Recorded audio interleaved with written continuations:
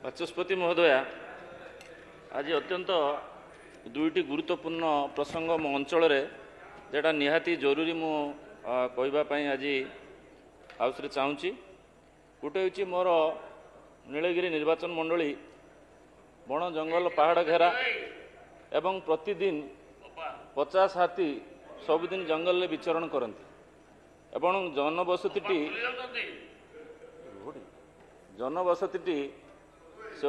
ଜଙ୍ଗଲ ପାହାଡ଼ର ପାଖାପାଖି ପାଦଦେଶରେ ହେଇଥିବାରୁ ଦୈନନ୍ଦିନ ହାତୀମାନଙ୍କ ଉପଦ୍ରବ ଦ୍ୱାରା ଧନ ଜୀବନ ହାନି ହେଉଛି।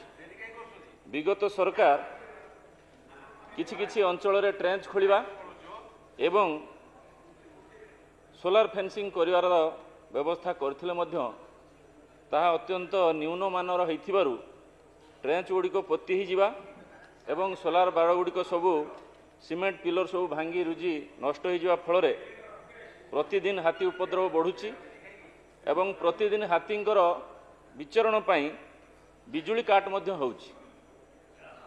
ତେଣୁ ମୁଁ ଆପଣଙ୍କ ମାଧ୍ୟମରେ ଗୃହକୁ ଜଣାଇବା ପାଇଁ ଚାହେଁ ଯେ ଏ ପାଇଁ ଆର୍ଥିକ ବନ୍ଦୋବସ୍ତ କରି ଏକ ସୋଲାର ଫେନ୍ସିଂ ଜିଆଇ ପୋଲ୍ ମାଧ୍ୟମରେ ଏବଂ ଯେଉଁଠି ଅସମ୍ପୂର୍ଣ୍ଣ ଟ୍ରେଞ୍ଚ ଅଛି ତାକୁ ସମ୍ପୂର୍ଣ୍ଣ କଲେ ହାତୀମାନେ ଅବାଧରେ ତାଙ୍କ ଜଙ୍ଗଲ ଏରିଆ ରହିପାରିବେ ଏବଂ ଜନବସତିର କ୍ଷତି ହେବନି।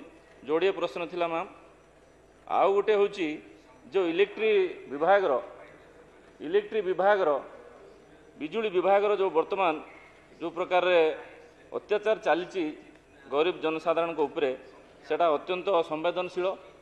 ଏ ଖରା ଆସିଲାଣି ଏବଂ ଦୈନନ୍ଦିନ ସେମାନେ ଯାଇକି ବିଜୁଳି କାଟୁଛନ୍ତି ଏବଂ ସେଥିରେ ଯେଉଁ ପ୍ଲି ରଖୁଛନ୍ତି ସେଥିରେ ଯେଉଁ ପ୍ରତିଦିନ ପ୍ରତ୍ୟେକ ଲୋକଙ୍କ ଘରେ ପଶୁଛନ୍ତି, ଅବାଧରେ ପଶୁଛନ୍ତି, ବିନା ପରମିଶନରେ ପଶୁଛନ୍ତି ଏବଂ କିଏ ପଶୁଛି ତାଙ୍କ ପାଖରେ ତାଙ୍କର ଆଇ କାର୍ଡ଼ ନାହିଁ ଏବଂ ସେମାନେ ନନ୍ ଓଡ଼ିଆ ଲୋକ ହେଇଥିବାରୁ ଲୋକଙ୍କର ଭାଷା ମଧ୍ୟ ଠିକ୍ସେ ବୁଝୁନାହାନ୍ତି ଏବଂ ପଶି ତାଙ୍କୁ ଇଲେକ୍ଟ୍ରି ପାଇଁ ଫାଇନ୍ କରୁଛନ୍ତି। ମୋ ପାଖକୁ ଦୁଇଟି ଆସିଛି ଲେଟର, ସେଥିରେ ଲେଖା ହେଇଛି ଯେ ତାଙ୍କର ଇଲେକ୍ଟ୍ରି ମିଟରର ବଡି ଡ୍ୟାମେଜ୍, କେଉଁ ଆବାହନ କାଳରୁ ସେ ଇଲେକ୍ଟ୍ରି ମିଟର ଲାଗିଛି, କାହାର ବଡି ଯଦି କେଉଁଠି ଫାଟିଯାଇଛି କିଏ ହେଇଛି, କିନ୍ତୁ ସେମାନେ ତାଙ୍କ ଟଙ୍ଗ ଟେଷ୍ଟରରେ ସେମାନେ ଦେଖୁଛନ୍ତି ଯେତିକି କରେଣ୍ଟ ଫ୍ଲୋ ହେଉଛି ସେତିକି ମିଟରରେ ଉଠୁଛି, ତା ସହିତ ମିଟରର ବଡି ଡ୍ୟାମେଜ୍ ହେଇଥିବାରୁ ତାକୁ ପେନାଲ୍ଟି କରାହେଉଛି।